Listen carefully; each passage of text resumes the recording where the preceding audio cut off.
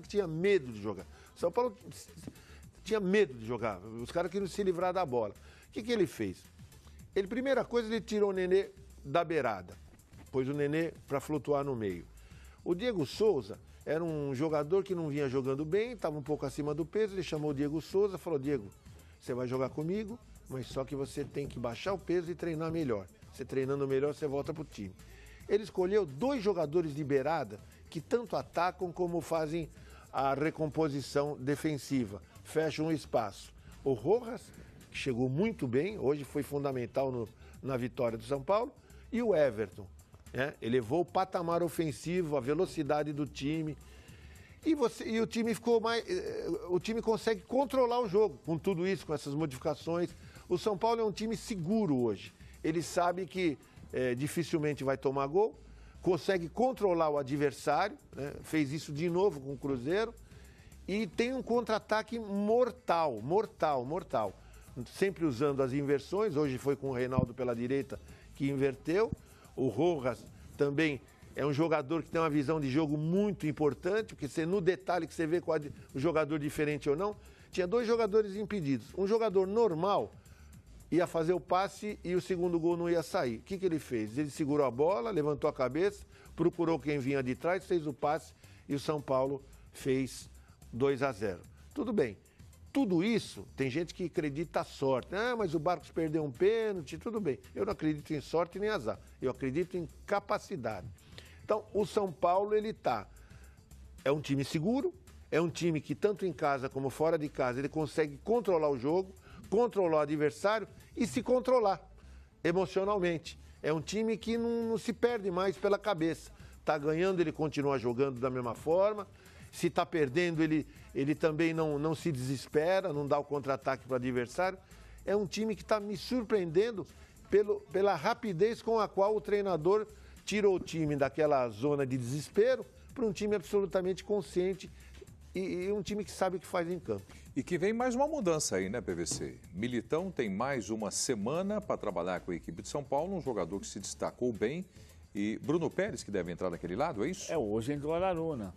Então, ele não confiou ainda no Bruno Pérez pela condição física do Bruno Pérez, que ele está sendo trabalhado para entrar depois. Entrou no lugar do Nenê depois. Ele entrou depois no segundo tempo. No lugar do Nenê. Porque ele está se recuperando. Se ele tivesse pronto, ele começaria o jogo. Não começou ainda porque não estava programado para ele entrar. O Bruno Pérez deve entrar. Eu fiquei na dúvida se o Militão tem mais 2 jogos para fazer.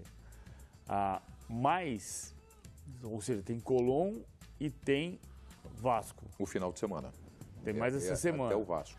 Mas se ele jogar o que ele jogou na primeira partida depois dele estar vendido, não precisa jogar. O Militão é um belíssimo jogador, mas o pior jogo dele nesse ano foi contra o Grêmio. Ele entregou os 2 gols em cima dele. Então, desse ponto de vista, se o Araruna não estiver bem, joga o Araruna. Contra o Colón, contra o Vasco. O importante é para o São Paulo ganhar os 2 jogos. E abrir mão, né? Encaminhar a classificação na Sul-Americana e, eventualmente, como o Flamengo joga em Porto Alegre e o São Paulo joga em São Paulo contra o Vasco, pode ser a rodada do São Paulo líder. Pode ser o São Paulo ganhar do Vasco e o Grêmio ganhar do Flamengo. Nesse caso, o São Paulo passa o Flamengo ou empata em pontos, o Flamengo empatar em Porto Alegre, o São Paulo ganhar no Morumbi. Mas aí não pode correr o risco. Tem que entender se o Militão está com a cabeça boa para jogar. Já que vendeu, pode ser que seja o caso de não jogar mais com ele. Agora, o São Paulo está muito forte também, por tudo que o Savoia falou, e eu acrescento a questão de como o Raí mudou o ambiente. O Raí, o Ricardo Rocha, o Lugano, a questão de olhar, resolver questões como essa do dia do Diego Aguirre sentou com o Diego Souza para dizer: se você treinar do jeito que está treinando, você não vai jogar comigo. Foi um dia depois do Raí. O Raí voltou da viagem do jogo contra o Ceará, a gente contou aqui na época. O jogo contra o Ceará 2-2 no Castelão. O Raí saiu de lá aos 20 do segundo tempo para poder estar no treino da segunda-feira para falar para o Diego Souza o que ele queria. E uma das coisas que ele queria era fazer reunião na terça-feira, que era a folga do Diego Souza, com o Diego Aguirre, o Raí e o Diego Souza. E foi a reunião em que o Aguirre falou para o Diego Souza: se você treinar como está treinando, não vai jogar. Isso também transmite para o resto do time. Claro, né? você passa... É um recado que você dá pro cara do time, o cara que custou 10 milhões. Se esse cara tá não treinar direito, não fizer uma boa semana, não vai jogar fim de semana, imagina os outros. Então mudou o ambiente, mudou a cara do time. Então pode ter reunião com o Nenê essa semana, hein? Pode que ele saiu bravo. Pode ter Mas reunião isso com daí o Nenê, é uma hein? coisa normal, não é um...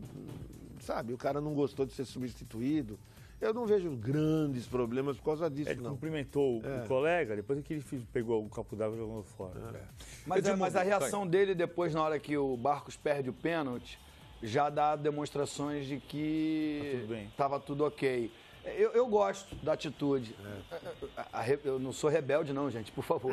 Apesar de ter sido. Edmundo, você não precisa Apesar se de ter explicar. sido. Não, eu gosto que o cara fique incomodado quando é substituído. Olha ali, ó, ele se sabe, assustou. sem faltar respeito com o treinador.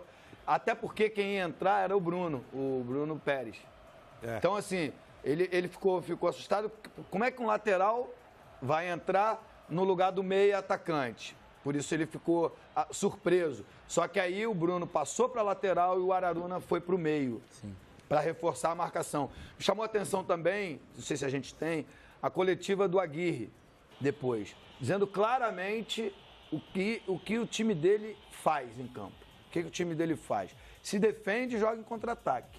E falou sobre o Nenê também. Falou sobre o Nenê? Falou. Ele falou o seguinte: eu penso no melhor para o time. Perguntado sobre o Nenê aborrecido na saída e depois no banco, ele respondeu também. Ele falou: temos aí, vamos ouvir o Agui? É mais fácil? É melhor. Coloca ele no microfone Fox Sports. E sobre Nenê, eu tomo as decisões que acho melhor para o time. Seja quem seja, eu quero que São Paulo ganhe e vou fazer o que acho melhor. É isso aí, eu tomo decisões pensando no time. Essa parte eu não tinha visto. Eu vi quando ele falou, questionado, o seu time joga só de contra-ataque.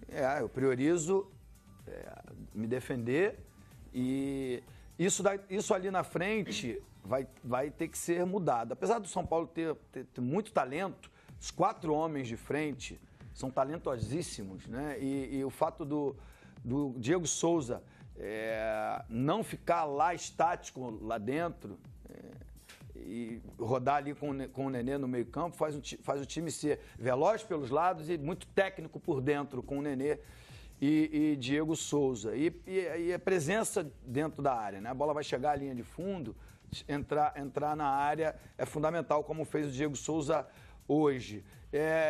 Enfim, se esses jogadores mantiverem a performance que eles estão tendo com o Diego Aguirre, vai ser difícil São Paulo e Flamengo não disputarem o título até o final. É engraçado como muda rápido, né? Você pega o São Paulo hoje, jogou sem os 3 suspensos e o Jusilei machucado.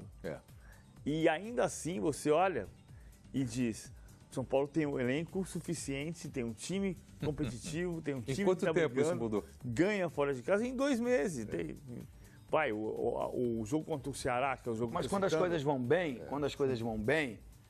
ninguém se lamenta. Você jogou uma dupla de volantes... Liseiro e Luan. Dois meninos.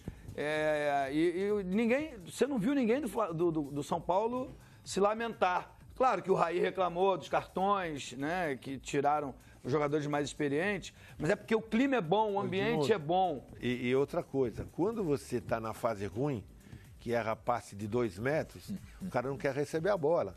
Se tem um espaço vazio, ele tem que correr para receber, ele fica quieto. Não perdeu. Ganhou o Rojas. O João Rojas é um jogador que veio praticamente de graça e que caiu perfeito, como disse o Savoia, lado direito, ele fecha o lado direito na marcação e dá a saída de bola pelo lado direito também, muito bem, como na jogada do segundo gol. Nadine, 2-0 para o time do São Paulo, jogando. Teve pênalti no jogo também, né? Teve pênalti marcado e pênalti não marcado também. E tudo certo ou não? Não? Não certo. Nem tudo foi certo, mas o Wagner Magalhães, árbitro do Rio de Janeiro, esse lance que a gente está mostrando agora é o pênalti não marcado, onde o Dedé ele abre o braço esquerdo, bloqueia a passagem da bola. Pênalti. Isso é pênalti e seria cartão amarelo porque é em direção ao gol. A 47 minutos do segundo tempo, a arbitragem não entendeu dessa maneira, não marcou a penalidade a favor de São Paulo, que já estava ganhando de 2-0, mas o fato de se eu analisar bem a imagem, o braço direito ele tem um cuidado de recuar e o braço esquerdo ele deixa aberto.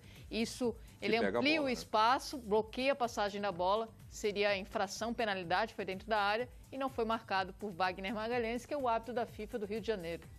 Pênalti não marcado pelo árbitro. Teve outro pênalti assinalado. Esse aí no ataque do Cruzeiro, o Arrascaeta, não é? Anderson Martins derruba o Arrascaeta, que é um pênalti claríssimo.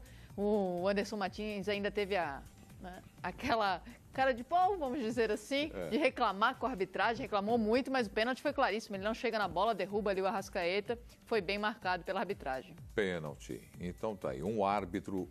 O árbitro não deu o pênalti para o São Paulo, que existiu segundo a Nadine Bastos, e esse aí marcou corretamente. Nesse pênalti aí, o Barcos foi para a cobrança e jogou no travessão. Tá certo? Bom, temos aí os compromissos do São Paulo também, já que mostramos do Flamengo os próximos jogos do São Paulo no Campeonato Brasileiro, hein? Domingo, em casa, Morumbi recebe o Vasco da Gama. Depois, Ilha do Retiro, no dia 12 de agosto, o Sport. Morumbi de volta, a Chapecoense.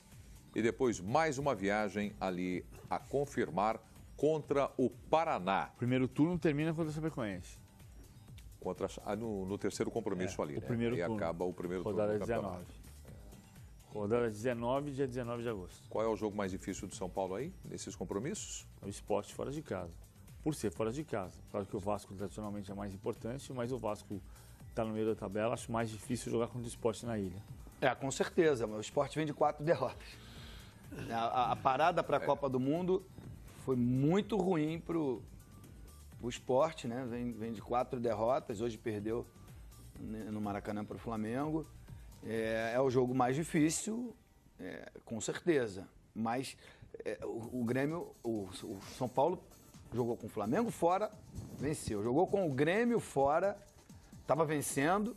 E aí eu tô com o PVC, só cercar não funciona. E o Cebolinha, o Everton Cebolinha, ajeitou, fez os 2 gols, né, na virada do Grêmio e ganhou do Cruzeiro fora. Então, assim, para o São Paulo, nessa toada, nesse momento, é uma sequência positiva, que ele pode ganhar do Sport lá na Ilha do Retiro.